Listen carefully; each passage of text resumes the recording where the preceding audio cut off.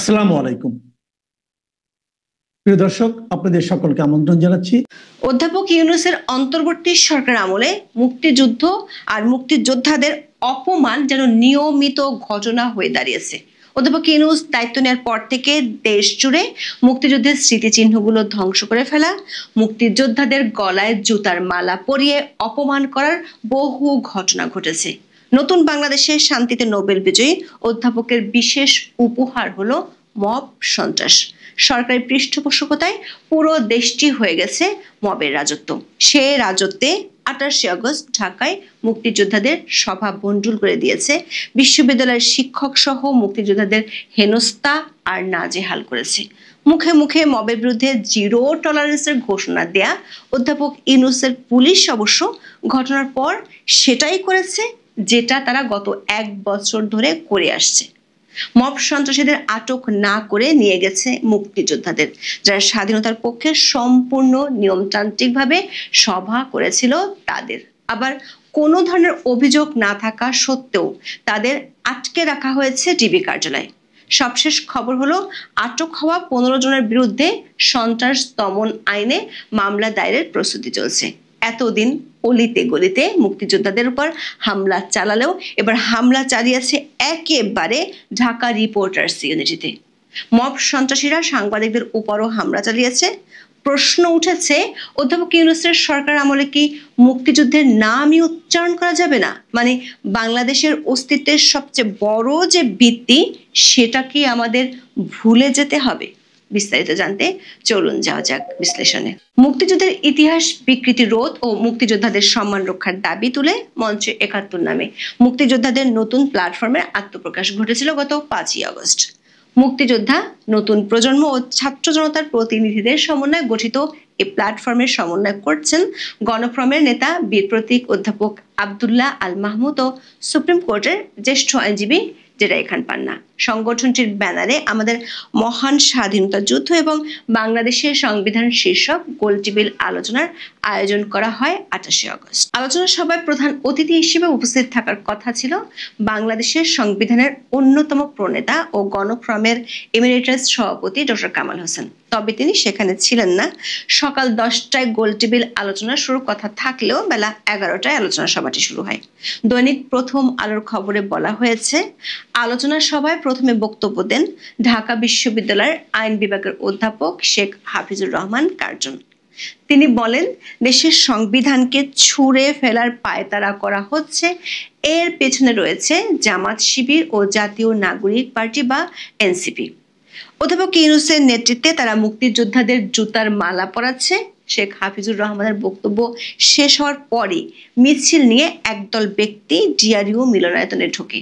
এ সময় তারা জুলাইয়ের হাতিয়ার, গর্জে ওঠো আরেকবার, লীগ ধরো, জেলে ভরো, জুলাইয়ের যোদ্ধারা এক হও, লড়াই করো স্লোগান দেয়।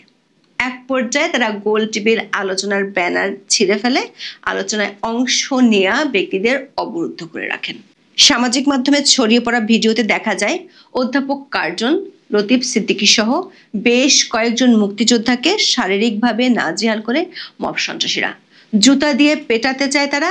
একজন মুক্তিযোদ্ধাকে মাটিতে ফেলে মারতে থাকে। দুপুর 12টার দিকে পুলিশের একটি দল এলে তারা পুলিশের কাছে লতিফ সিদ্দিকী, অধ্যাপক শেখ হাফিজুর রহমান, সাংবাদিক মঞ্জুরুল আলম পান্না সহ অন্তত 15 জনকে তুলে দেন। প্রথম আলোর খবরে বলা হয়েছে, আক্রমণকারীরা নিজেদের জুলাই যোদ্ধা বলে পরিচয় দিয়েছে, আর তাদের সাথে ছিল পল্টন থানা জামাত ইসলামীর নেতা শামীম হোসেন। দর্শক, বরাবরের মতোই পুলিশ মব সন্ত্রাসীদের গ্রেপ্তার বা আটক তো করেনি, উল্টো ধরে নিয়ে গেছে গণতান্ত্রিক সভা করেছিল যারা মুক্তিযুদ্ধের পক্ষে কথা বলছিলেন তাদেরকে ডিবি কার্যালয়ে নিয়ে গিয়ে আটকেও রেখেছেন তাদের। এমনকি কেন পুলিশ তাদেরকে এতক্ষণ আটকে রেখেছে তারও কোনো ব্যাখ্যা দেওয়ার প্রয়োজনটুকুও বোধ করেনি। চ্যানেল 1-এর খবরে বলা হয়েছে, আটক করে ডিবি কার্যালয়ে নিয়ে যাওয়া 15 জনের বিরুদ্ধে সন্ত্রাস দমন আইনে মামলার প্রস্তুতি নিচ্ছে পুলিশ। প্রশ্ন হলো, সন্ত্রাস করলো যারা অন্যের গণতান্ত্রিক অধিকার হরণ করলো, তাদের না ধরে আক্রান্তদের বিরুদ্ধে মামলা দিয়ে সরকার কি প্রমাণ করতে চায়? দর্শক, অধ্যাপক ইউনূস দায়িত্ব নেওয়ার পর থেকে মুক্তিযোদ্ধাদের হেনস্থার বহু ঘটনা ঘটেছে, এর কোনোটিতেই জড়িতদের বিরুদ্ধে ব্যবস্থা নেওয়া হয়নি। এবার ঘটল নিউজ রিপোর্টারদের সবচেয়ে বড় সংগঠন ঢাকা রিপোর্টার্স ইউনিটিতে। মব সন্ত্রাসীরা সাংবাদিকদের উপর আক্রমণ চালিয়েছে, এ ঘটনার প্রতিবাদ জানিয়েছে ডিআরইউ। সংগঠনটির বিবৃতিতে বলা হয়, জাতির শ্রেষ্ঠ সন্তান মুক্তিযোদ্ধা, শিক্ষার্থী ও সাংবাদিকদের উপর ধারাবাহিকভাবে পাশবিক হামলা চালানো হচ্ছে এবং মুক্তিযুদ্ধের স্মৃতি ধ্বংসের ষড়যন্ত্র চলছে। দর্শক, আপনাদের হয়তো মনে আছে, গত বছরের ডিসেম্বরে কুমিল্লায় বীর মুক্তিযোদ্ধা আব্দুল হাই কানুকে জুতার মালা গলায় দিয়ে লাঞ্ছিত করা হয়েছিল। গণমাধ্যমের খবরে তখন বলা হয়েছিল, এই দুর্বৃত্তরা জামাত ইসলামের রাজনীতি করে। তারা এই বীর মুক্তিযোদ্ধাকে এলাকা ছাড়া করেছিল। বর্ষিয়ান এই মুক্তিযোদ্ধা এরপর একটি ভিডিও বার্তা দিয়েছিলেন। দর্শক, আব্দুল লতিফ সিদ্দিকীকে মুক্তিযুদ্ধের পক্ষে কথা বলার জন্য অপমান করা কিংবা বীর প্রতীক আব্দুল হাই কানুর গলায় জুতার মালা শুধু তার গলাতেই সীমাবদ্ধ থাকে না, এটি প্রতীকী। এই জুতার মালা পড়েছে আসলে সব মুক্তিযোদ্ধা, পুরো বাংলাদেশ। এই অপমান এদেশের মুক্তিকামী মানুষের অপমান। একজন মুক্তিযোদ্ধাকে কেন তার এলাকা ছাড়তে হবে সে প্রশ্নের উত্তর কি অধ্যাপক ইউনূসের সরকার দিবেন? যে দেশের মাটি রক্ষায় মুক্তিযোদ্ধারা অবদান রেখেছেন সেই মাটি তাদের কেন ছাড়তে হবে? সে মাটিতে কেন তারা সভা করতে পারবেন না? প্রশ্ন জাগে, 1971 সালে স্বাধীনতা বিরোধীদের পরাজয়ের প্রতিশোধ নেওয়ার পথ কি এভাবেই উন্মুক্ত করে দেওয়া হচ্ছে? 71কে ভুলে গিয়ে ধর্ম ব্যবসাকে রাজনীতির কেন্দ্রবিন্দুতে যারা পরিণত করতে চায় তাদের আস্ফালন দেখতে হবে এখন। অন্তর্বর্তী সরকার আমলে শুধু ব্যক্তি বা গোষ্ঠীর উপরে আক্রমণ হয়নি, মুক্তিযুদ্ধের প্রতীকী স্থাপনগুলোর উপরও হামলা হয়েছে।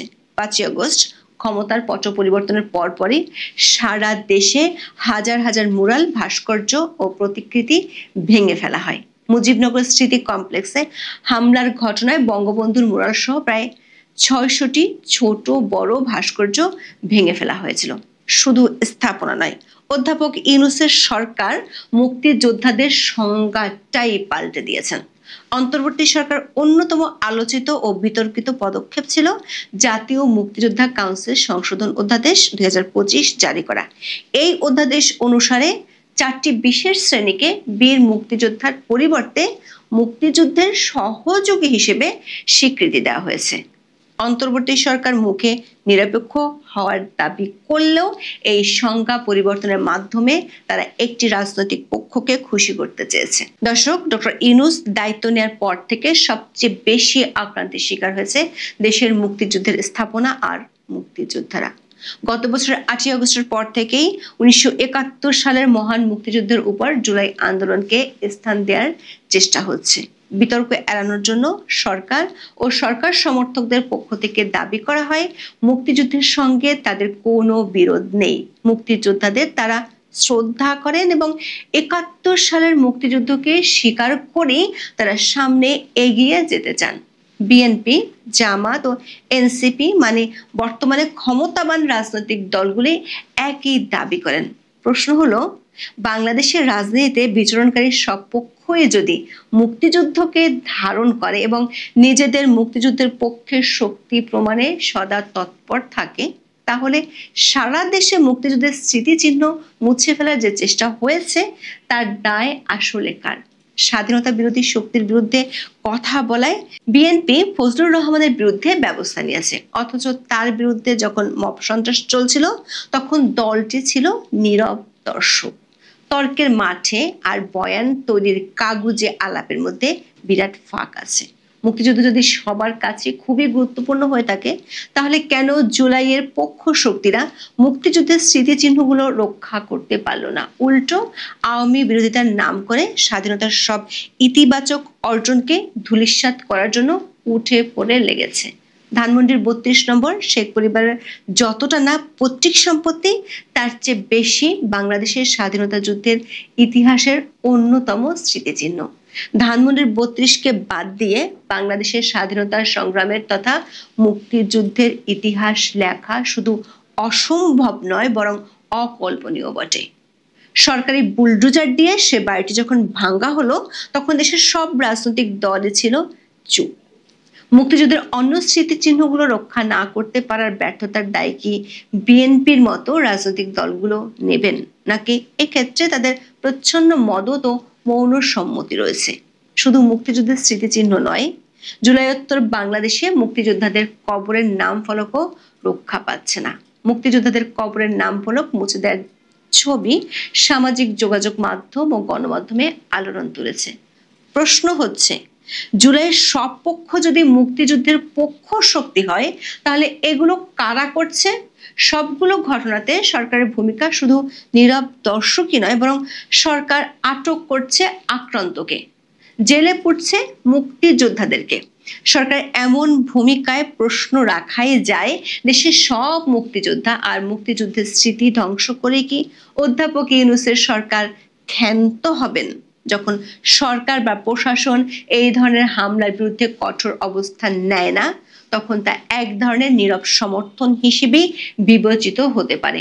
নানা বিষয়ের দিকে দৃষ্টিপাত করলে বোঝা যাবে, মুক্তিযুদ্ধ নিয়ে, মুক্তিযুদ্ধের অর্জন নিয়ে কথা বলতে গেলেই একদল বিভ্রান্ত মানুষ যে কোনো দেশপ্রেমী মানুষের গায়ে আওয়ামী দোসর ট্যাগ লাগিয়ে দিচ্ছে। জীবনের শেষ প্রান্তে এসে মুক্তিযোদ্ধারা এরকম অপমানিত হবেন তা নিশ্চয়ই তারা ভাবতে পারেননি। তাদের মনে যদি এখন হতাশা থেকে প্রশ্ন আসে, ৭১ তাহলে কেন আমরা যুদ্ধ করলাম, তাহলে তাদের মনে আশা জাগিয়ে তুলবে কে? বিভ্রান্ত পরাজিত শক্তির কাছ থেকে কি মুক্তিযুদ্ধের সবক নিতে হবে? মুক্তিযোদ্ধাকে লাঞ্ছনা আর হেনস্থার ঘটনায় মামুলি প্রতিবাদ কিংবা নিন্দা জানানো হলে দুদিন পর মানুষ এই ঘটনা ভুলে যাবে। কিন্তু যে দুর্বৃত্তরা একজন মুক্তিযোদ্ধাকে অপমান করেছে, তাদের দৃষ্টান্তমূলক শাস্তি হলো কিনা তা দেখার জন্য উদ্গ্রীব থাকবেন ইতিহাস সন্ধানী মানুষ। একদিন এরকম একটি ঘটনা এদেশে ঘটতে পেরেছিল, সে কথা তারা ভুলে যাবেন না। কিন্তু মনে রাখতে হবে সেই প্রবাদ, যে অতীতকে ভুলে যায় সেই ইতিহাসের পুনরাবৃত্তির শিকার হয়। সুপ্রিয় দর্শক শ্রোতা, আসসালামু আলাইকুম।